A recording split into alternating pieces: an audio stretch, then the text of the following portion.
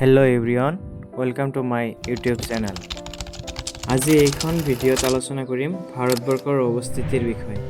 ভাৰতবৰ্ষখন কোনখন মহাদেশত অৱস্থিত, ভাৰতবৰ্ষখনৰ চাৰিসীমা, ভাৰতবৰ্ষখনৰ পূব প্ৰান্তত কি আছে, পশ্চিম প্ৰান্তত কি আছে, আৰু ভাৰতবৰ্ষখন পূব পশ্চিমাকৈ কিমান কিলোমিটাৰ আৰু উত্তৰ দক্ষিণাকৈ কিমান কিলোমিটাৰ দৈৰ্ঘ্য আছে, সেই বিষয়ে আজি এই ভিডিঅ'টোত আলোচনা কৰা হ'ব। এই ভিডিঅ'টো সম্পূৰ্ণৰূপে 3D এনিমেশ্যন ব্যৱহাৰ কৰি প্ৰস্তুত কৰা হৈছে। ভিডিঅ'টো শেষলৈ চাই থাকিব।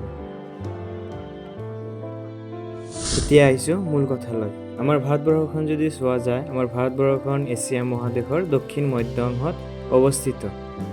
এতিয়া অলপ মহাদেশবিলাকৰ বিষয়ে কিছু কথা জানি লোৱা হ'ব।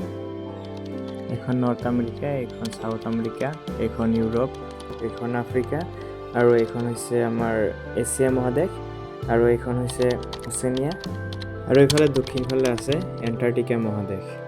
এতিয়া চোৱা ভাৰতবৰ্ষখনৰ চাৰিসীমা।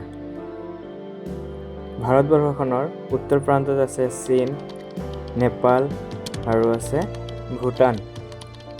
এতিয়া ভাৰতবৰ্ষৰ পূব প্ৰান্তত যদি চোৱা যায়, পূব প্ৰান্তত আছে ম্যানমাৰ, এইফালে আছে বাংলাদেশ, আৰু আছে এইফালে বে অফ বেংগল অৰ্থাৎ বংগোপসাগৰ, আৰু দক্ষিণফালে আছে শ্ৰীলংকা, আৰু এইফালে আছে ইণ্ডিয়ান অ'চেন অৰ্থাৎ ভাৰত মহাসাগৰ। আৰু পশ্চিমফালে যদি চোৱা যায়, পশ্চিমফালে আছে আৰৱ সাগৰ, আৰু আছে পাকিস্তান, আৰু এইফালে আছে আফগানিস্তান। এতিয়া ভাৰতবৰ্ষৰ পূব পশ্চিমাকৈ যদি চোৱা যায়, পূব প্ৰান্তত আছে অৰুণাচল প্ৰদেশ, আৰু পশ্চিম প্ৰান্তত আছে গুজৰাট। ইফালে উত্তৰ দক্ষিণাকৈ যদি চোৱা যায়, উত্তৰ প্ৰান্তত আছে জম্মু কাশ্মীৰ, আৰু একেবাৰে দক্ষিণ প্ৰান্তত আছে তামিলনাডুৰ কন্যাকুমাৰী। এতিয়া উত্তৰ দক্ষিণাকৈ যদি চোৱা যায়, কাশ্মীৰৰ পৰা কন্যাকুমাৰীলৈ মুঠ দৈৰ্ঘ্য হৈছে ৩,২১৪ কিলোমিটাৰ। আৰু পূবৰ পৰা পশ্চিমলৈ অৰুণাচল প্ৰদেশৰ পৰা গুজৰাটলৈ ইয়াৰ দৈৰ্ঘ্য হৈছে ২,৯৩৩ কিলোমিটাৰ। এতিয়া ভাৰতবৰ্ষখনৰ মূল ভূভাগৰ উপকূলীয় সীমাৰেখাৰ দৈৰ্ঘ্য যদি চোৱা যায়, ইয়াতে মূল ভূভাগৰ সীমাৰেখাৰ দৈৰ্ঘ্য হৈছে ৬,১০০ কিলোমিটাৰ।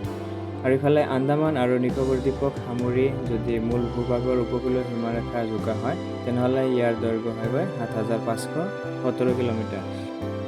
এতিয়া উপকূলীয় সীমাৰেখা। ইয়াতে উপকূলীয় সীমাৰেখা বুলি ক'লে সাধাৰণতে ইয়াতে আৰৱ সাগৰ আৰু এইফালে আছে বংগোপসাগৰ, এই দুয়োখন সাগৰৰ পাৰৰ যিখিনি এৰিয়া আছে সেইখিনিকে সাধাৰণতে উপকূলীয় ঠাই বুলি কোৱা হয়।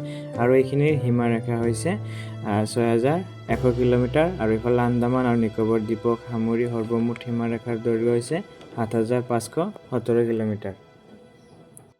এইখিনি আছিল ভাৰতবৰ্ষৰ অৱস্থিতিৰ মূল কথা। আজিৰ ভিডিঅ'টো ইমানতে শেষ কৰিছোঁ।